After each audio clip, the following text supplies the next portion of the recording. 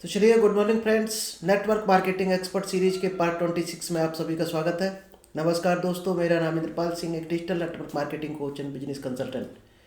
और दोस्त, ये जो नेटवर्क मार्केटिंग एक्सपर्ट सीरीज चल रही है, ये दोस्त बहुत बेहतरीन है उन लोगों के लिए, खासकर जो नेटवर्क मार्केटिंग करना चाहते हैं या कर रहे हैं लेकिन सक्सेस नहीं हो पा रहे हैं।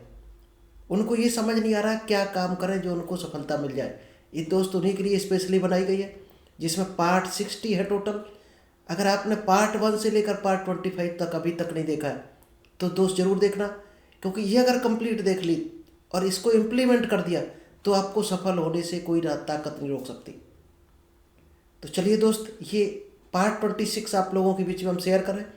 इससे पहले अगर अभी तक आपने यूट्यूब चैनल को सब्सक्राइब नहीं किया है तो इस चैनल को ज़रूर सब्सक्राइब कीजिए, क्योंकि यहाँ पर दोस्त डायरेक्ट सेलिंग की डेली कुछ ना कुछ स्पेशल टेक्निक मिलती है। और ये सीरीज़ तो आपको मिल ही रही है, जो पार्ट 25 मिल चुके हैं, ये 60 तक जाएगी आपको। इसमें पार्ट 60 तक आपको मिलने वाले हैं।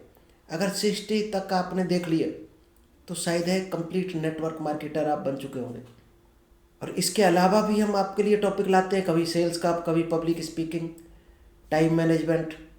आज सोशल मीडिया का ज़माना है, हमारे कई एक सोशल मीडिया के प्लेटफॉर्म आपके पास है, सोशल मीडिया के टूल्स हैं।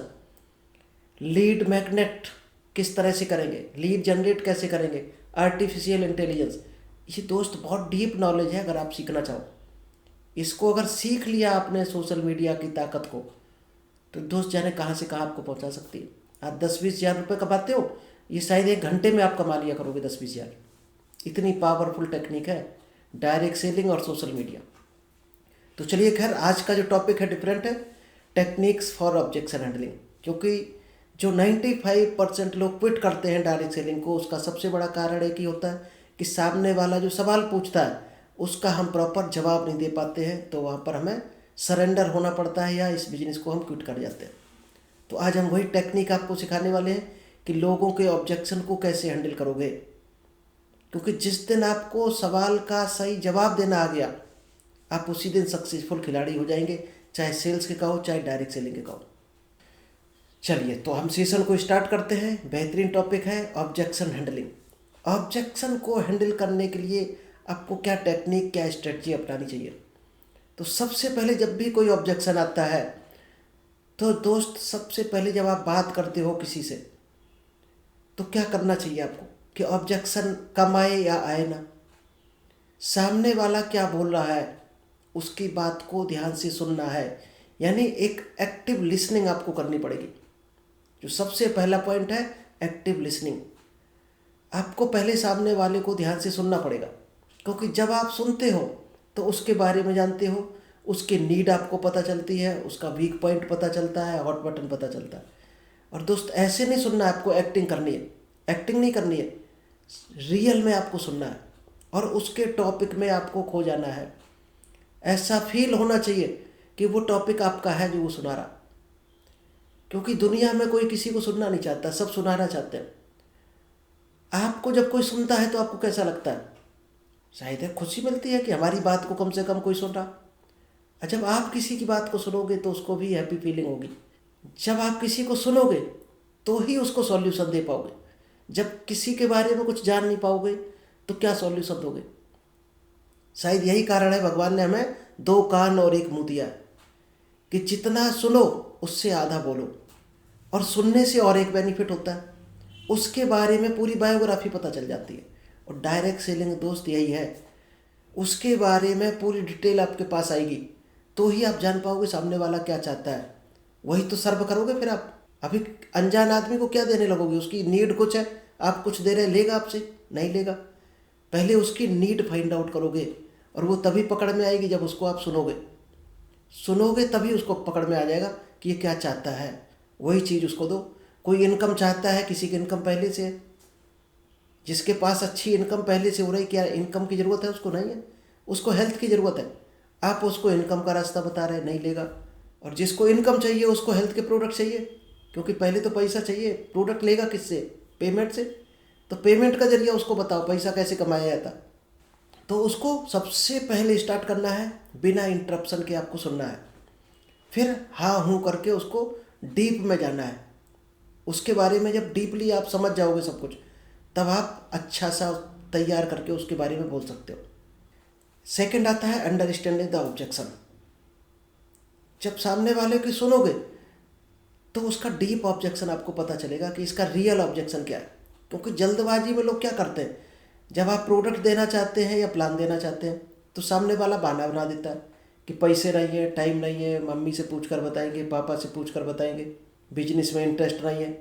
तो दोस्त ये बहाना नहीं होता रियल, इसके पीछे रियल उसके माइंड में गणित कुछ और चल रही होती है। अब जल्दबाजी में वो समझ नहीं पाता है तो कुछ ना कुछ टॉपिक रख देता कि ये किसी तरह से हम इससे पीछा छुड़ा लें।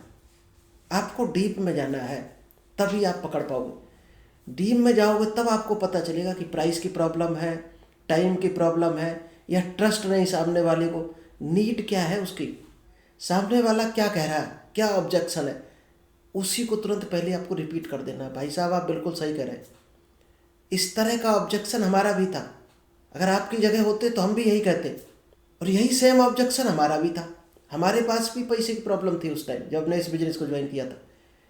लेकिन फिर जब हमारे सीनियर ने कुछ बातें बताई तो हमारे दिमाग में एक घंटी बजी।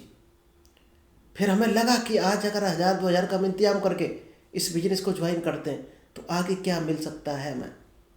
और फिर डीप नॉलेज लिया तो हमें समझ में आ गया कि 2000 उस टाइम लगाया था तो बिल्कुल भी हमने गलत नहीं किया था, बहुत बढ़िया डिसीजन रहा था हमारा। जब ये चीज़ आपको बोलते हो उसको तो शायद वो डिसीजन लेने में उसकी हेल्प होती है। थर्ड पॉइंट है रिस्पॉन्डिंग इफेक्टिवली। आपको हर चीज़ का इफेक्टिव तरीके से उसको रिस्पॉन्ड करना है। वो जो भी कहता है उसको रिस्पॉन्ड करना है, उसने जो भी कहा उसके सेंटेंस को वैलिडेट करना है कि आई अंडरस्टैंड, कि मैं समझ सकता हूँ कि जब पैसा नहीं होता तब किस तरह की कंडीशन होती है इंसान की, जब टाइम नहीं होता है, बुरी तरह से कहीं बिजी होता है तो कितना एक एक सेकंड निकालना कितना मुश्किल होता है, मैं अच्छी तरह से ये समझ सकता हूँ।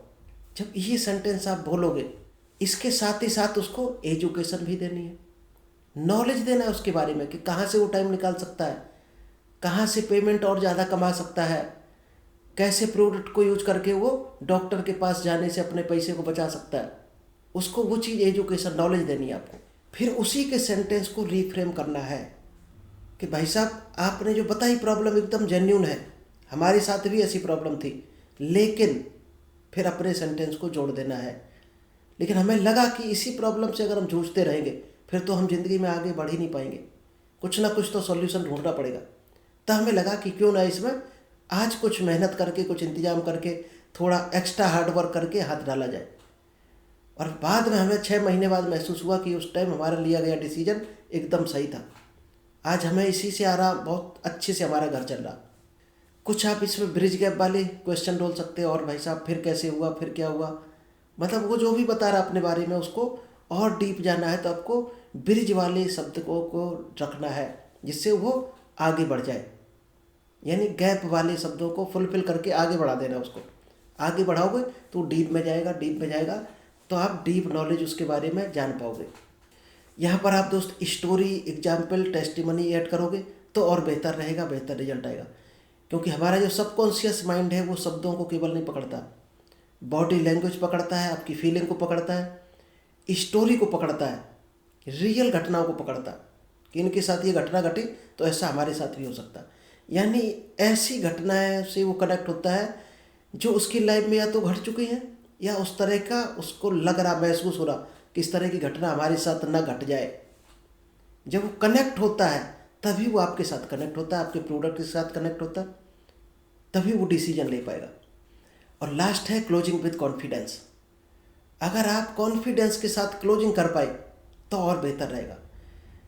अब आपको कॉन्फिडेंस पहले होना चाहिए। अगर आपको डाउट है तो दोस्त डाउट जाएगा, कॉन्फिडेंस है तो कॉन्फिडेंस जाएगा, एनर्जी है तो एनर्जी ट्रांसफर होगी। तो क्लोजिंग के टाइम आपको पूरा कॉन्फिडेंस देना, उसको विश्वास दिलाना है, उसके कंधे पर हाथ रख कर बोलना है कि भाई साहब आपका ये डिसीजन बिल्कुल सही साबित होगा और हम आपके साथ हैं, कहीं भी कोई प्रॉब्लम आएगी आपकी हेल्प के लिए हम 24 घंटे तैयार हैं।